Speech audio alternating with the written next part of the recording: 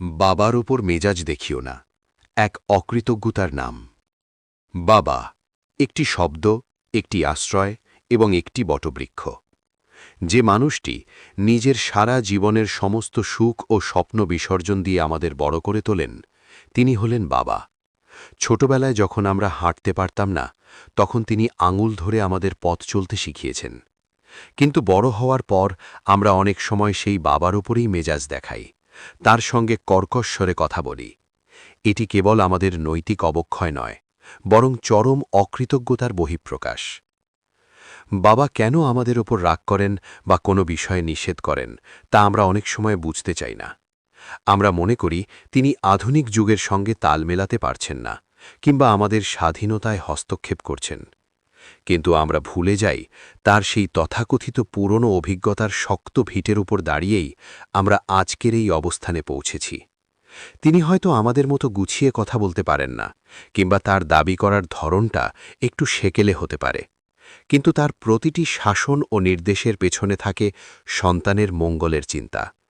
সারাদিন কঠোর পরিশ্রম করে তিনি যখন ক্লান্ত শরীরে ঘরে ফেরেন, তখন তার প্রাপ্য কেবল একটু হাসি এবং সম্মান। সেই সময়ে আমাদের সামান্য মেজাজ দেখানো তার হৃদয়ে গভীর ক্ষতের সৃষ্টি করে, যা তিনি কাউকে দেখাতে পারেন না।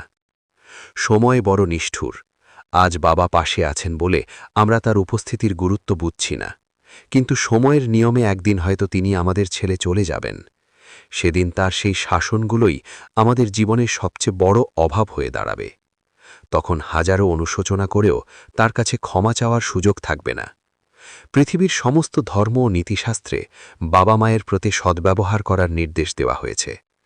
এমনকি তাদের প্রতি বিরক্ত হয়ে উফ শব্দটিও উচ্চারণ করতে নিষেধ করা হয়েছে।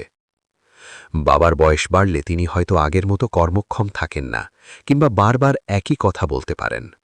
তখন আমাদের উচিত সর্বোচ্চ ধৈর্য ধরা। আমরা যখন ছোট ছিলাম, তখন তো আমরাও হাজারবার একই বায়না করেছি, অযৌক্তিক জেদ ধরেছি।